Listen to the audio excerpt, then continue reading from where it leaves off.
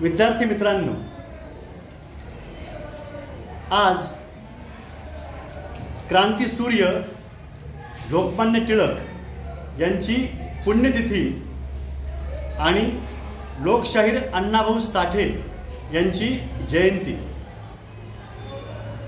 क्रांती सूर्याचा अस्त होतोय, त्याची लालिमा क्षितिजावर दिसते आहे आणि नव्या क्रांती सूर्याचा जन्म होतो.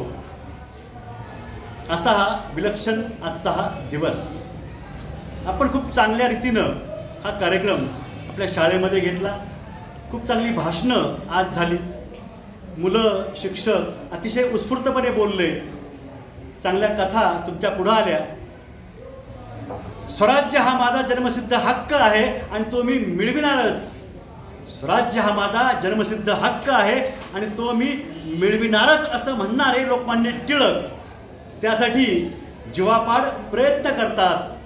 देशातील जनतेला एकत्रित करतात, जागा करतात, देशाच्या स्वातंत्र्य लढ्याचं नेतृत्व करतात आणि देशाचे राष्ट्रीय नेते होतात. पण मी तुम्हाला सांगितलं पाहिजे की लोकमान्य टिळक यांच्यासोबतच आपण नाव घेतलं पाहिजे. नामदार गोपाळकृष्ण गोखले, न्यायमूर्ती महादेव गोविंद रानडे, विष्णुशास्त्री चिपळूणकर आणि लोकमान्य टिळक यांनी 1885 साली राष्ट्रीय काँग्रेस पक्षाची स्थापना केलेली आहे. टिळक नंतर त्यामध्ये आलेले आहेत, पण ते पण सुरुवातीपासून त्यामध्ये आहेतच. राष्ट्रीय काँग्रेस पक्षाची स्थापना होते हे आपल्या देशासाठी अतिशय महत्त्वाची गोष्ट आहे. कारण देशाच्या स्वातंत्र्य संग्रामाचा पाया ज्यांनी रचला ते लोकमान्य टिळक आहे. त्यानंतर महात्मा गांधीजींचा उल्लेख आपण करतो. वेगवेगळ्या क्रांतिकारकांचा, वेगवेगळ्या नेत्यांचा आपण उल्लेख करतो. जसं की मोतीलाल नेहरू, पंडित नेहरू, सरदार वल्लभभाई पटेल, मौलाना अबुल कलाम आझाद, नेताजी सुभाषचंद्र बोस अशा नेत्यांचा आपण उल्लेख करतो स्वातंत्र्य संग्रामाच्या बाबतीमध्ये. कारण यांनी केलेलं कार्यसुद्धा तेवढंच महत्त्वाचं आहे. मग ते भगतसिंग, राजगुरू, सुखदेव असतील, चंद्रशेखर आझाद असतील, असे वेगवेगळे क्रांतिकारक हौतात्म्य पत्करतायत आपल्या देशाच्या स्वातंत्र्यासाठी. हा लढा तुम्हाला सविस्तर याआधी मी सांगितला आहे, पुन्हाही तुम्हाला मी सांगेन. पण आज मी तुम्हाला सांगितलं पाहिजे की लोकमान्य टिळक यांचं जीवनचरित्र आपण पुन्हा अभ्यासलं पाहिजे. वेगवेगळ्या व्याख्यानाच्या माध्यमातून आपण ते समजावून घेतलं पाहिजे. गीता रहस्य त्यांना का लिहावंसं वाटलं? आयुष्यातील कित्येक वर्ष टिळकांची ही कारागृहात गेलेली आहे, बंदिवासात गेलेली आहे, तरी त्यांची लेखणी चालूच आहे. जेव्हा ते बाहेर येत आहेत तेव्हा पुनश्च हरि ओम, पुनश्च हरि ओम या शीर्षकाचा लेख लिहितात आणि पुन्हा इंग्रजांच्या विरुद्ध ते आग पाखड करतायत. सज्जड त्यांना ते सांगतायत त्यांचं काय चुकतंय. घाबरत नाही टिळक कुणाला. टिळक या मातीमधील थोर रत्न आहे. लोकमान्य टिळक यांची पुस्तकं, Arctic home in the Vedas हे पुस्तकही आपण वाचलं पाहिजे. गीता रहस्य वाचलं पाहिजे. टिळकांचे केसरीमधले अग्रलेख असतील, मराठामधलं लेखन असेल तेही आपण वाचलं पाहिजे. लोकमान्य टिळक आणि गोपाळकृष्ण आगरकर हे दोघेही मित्र आहेत. आगरकरांचं म्हणणं काय आहे? सामाजिक सुधारणा महत्त्वाच्या आहे. टिळकांचं म्हणणं राजकीय सुधारणा महत्त्वाच्या आहेत. आपल्या देशाला स्वातंत्र्य मिळालं पाहिजे. जर स्वातंत्र्य असेल तर सामाजिक सुधारणा आपल्याला पुन्हा नंतर करता येईल. हे वैचारिक मतभेद दोघांमध्ये होते. खूप चांगलं नाटक आम्हाला पाठ्यपुस्तकामध्ये अभ्यासायला होतं आणि आम्ही ते शिकवलं सुद्धा. उभा जन्म लोकसेवेला वाहीन असं त्या नाटकाचं किंवा त्या उतार्याचं शीर्षक होतं. मला वाटतं विश्राम बेडेकरांचं ते नाटक असेल. वेगवेगळ्या लेखकांनी याबाबत लिहिलेलं आहे. लोकमान्य टिळक ज्यांना समजावून घ्यायचे आहेत त्यांनी समजावून घ्यावं. एक श्रेष्ठ असा राष्ट्रीय नेता, एक चांगला ब्राह्मण सद्गृहस्थ, या मराठी मातीमधला मराठी माणूस हा राष्ट्रीय नेता असतो.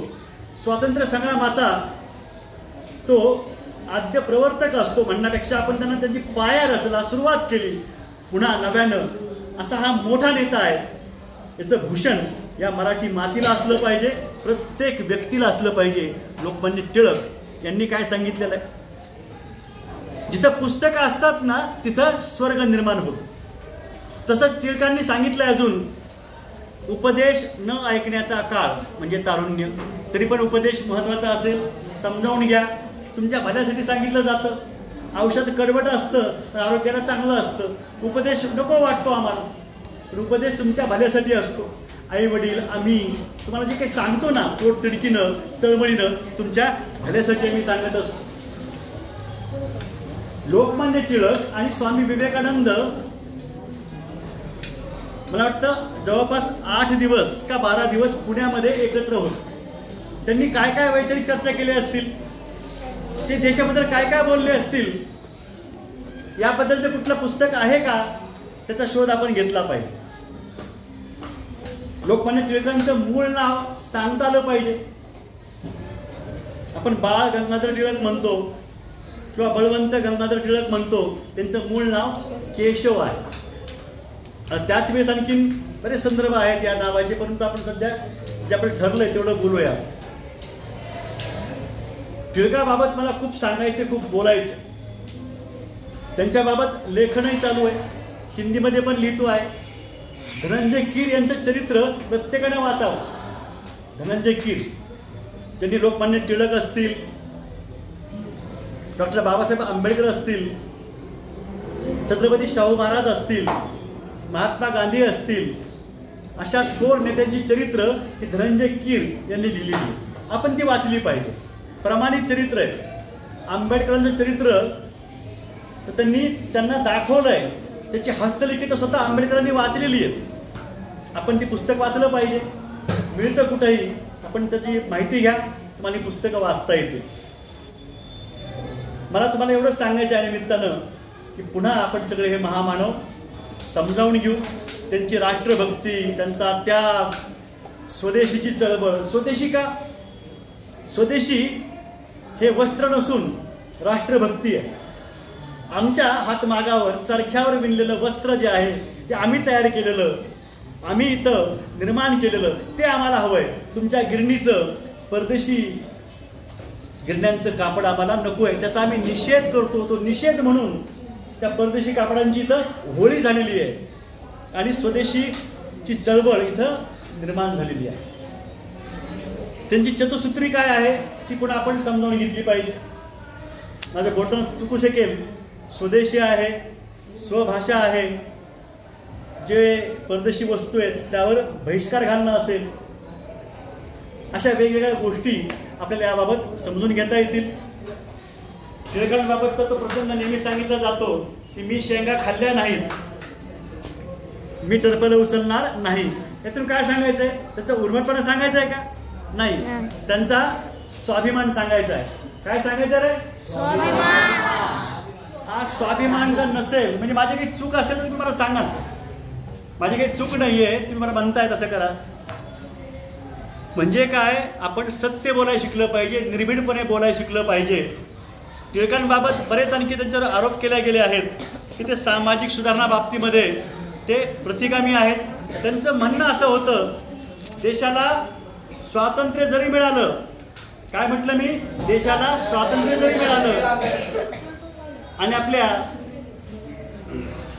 ज्या गोष्टी असतील, सामाजिक सुधारणा ज्या असतील त्या पुन्हा आपल्याला करता येऊ शकतील. नाही असं नाही, पण पहिल्यांदा आपल्याला राजकीय स्वातंत्र्य पाहिजे, पुन्हा सामाजिक सुधारणा करता येतील.